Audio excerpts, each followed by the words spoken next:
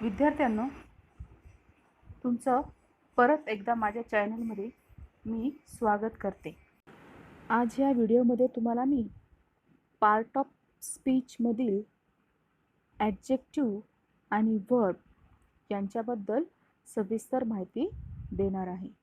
या आधीच्या व्हिडिओमध्ये म्हणजे पार्ट 1मध्ये मी तुम्हाला नाऊन आणि प्रोनाऊनबद्दल सविस्तर माहिती दिलेली आहे.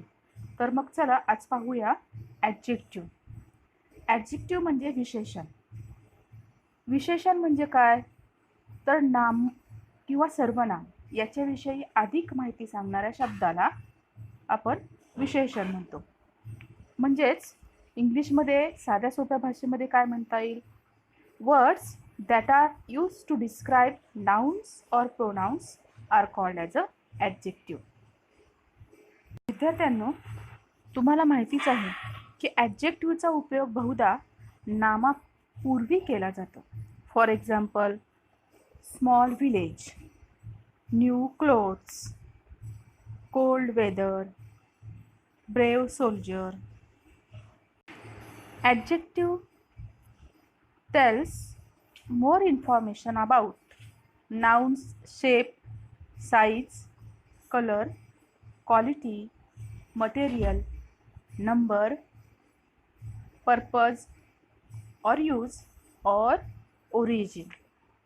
म्हणजेच ॲडजेक्टिव्ह नामाचा आकार, गुणविशेष, प्रमाण, रंग, उपयोग, संख्या इत्यादी विषयी अधिक माहिती देते किंवा वर्णन करते. For example, shape, a round table, a square paper. Then size, size म्हणजे प्रमाण, huge building, small bus, a long road.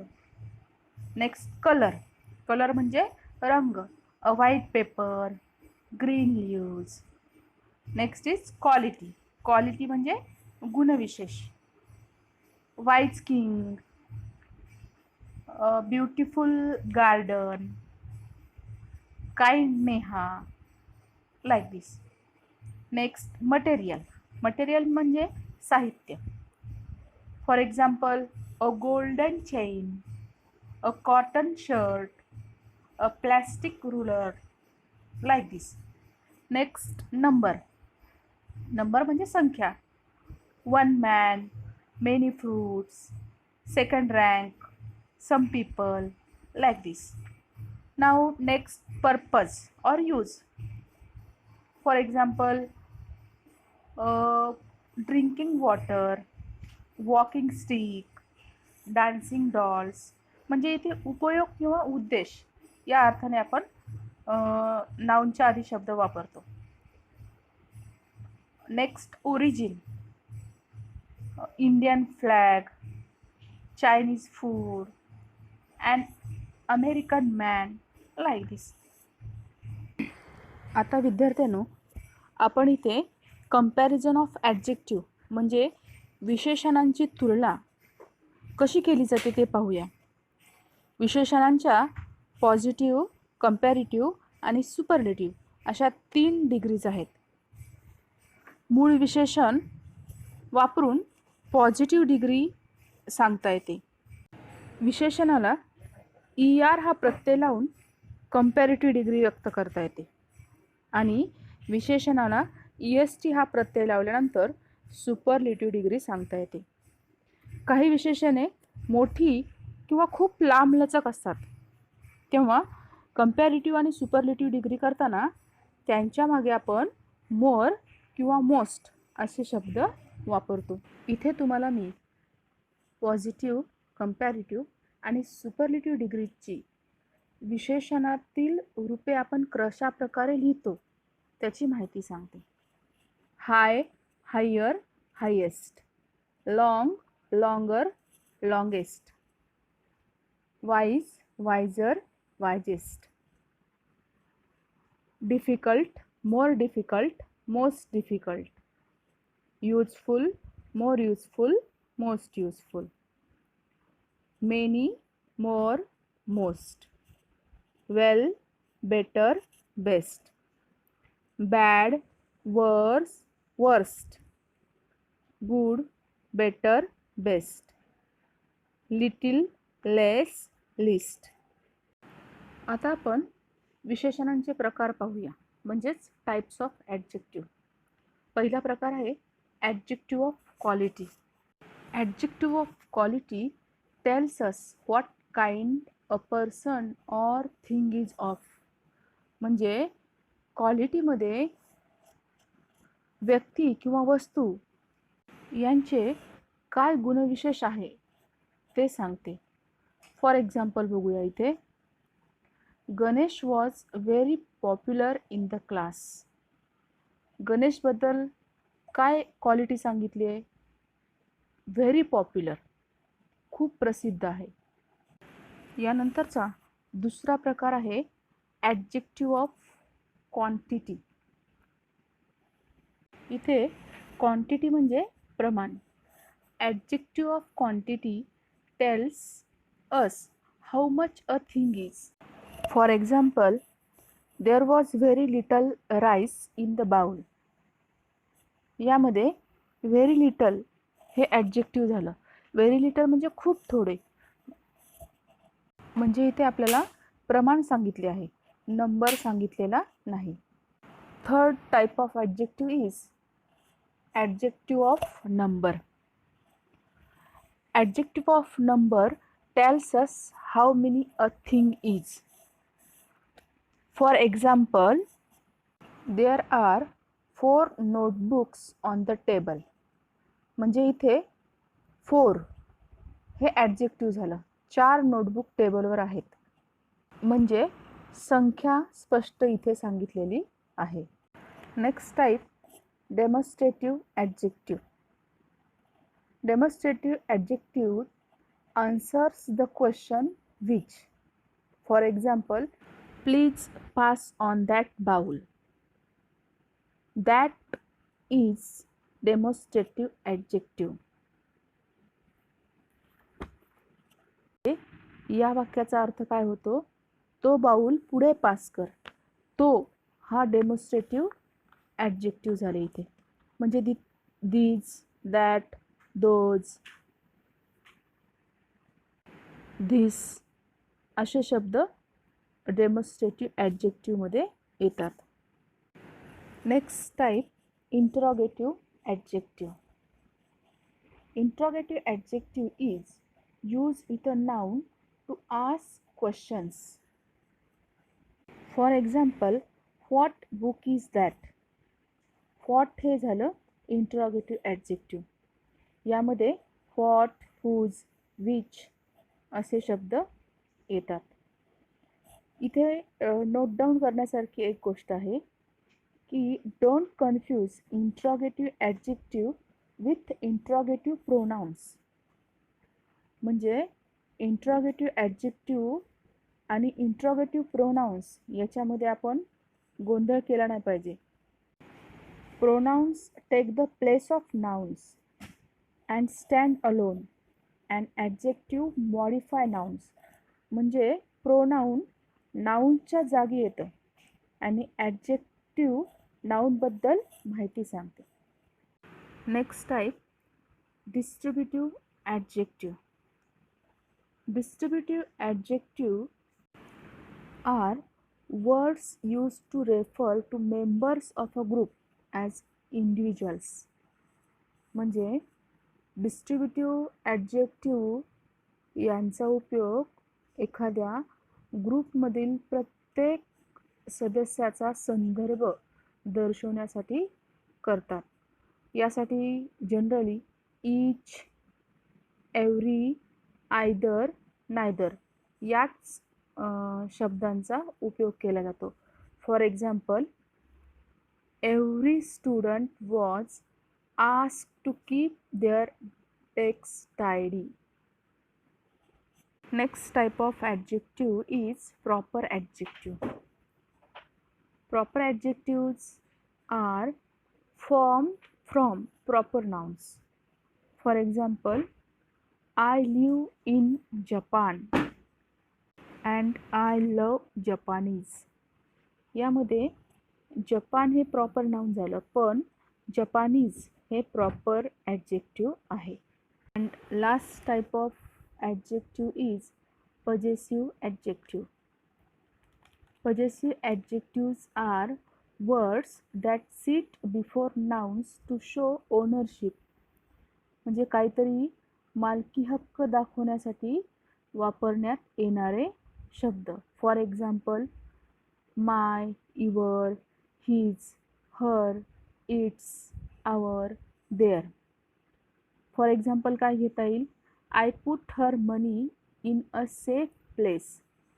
या वाक्यामध्ये हर हे पॉझेसिव्ह ॲडजेक्टिव्ह आलेलं आहे. आता आपण व्हर्बकडे वळूया. व्हर्ब म्हणजे क्रियापद. Words that express an action or a state of being are called verbs. म्हणजे ज्या शब्दातून वाक्यातील कृती किंवा क्रिया व्यक्त होते किंवा जे शब्द वाक्यातील स्थिती व्यक्त करतात त्या शब्दांना आपण क्रियापद असे म्हणतो.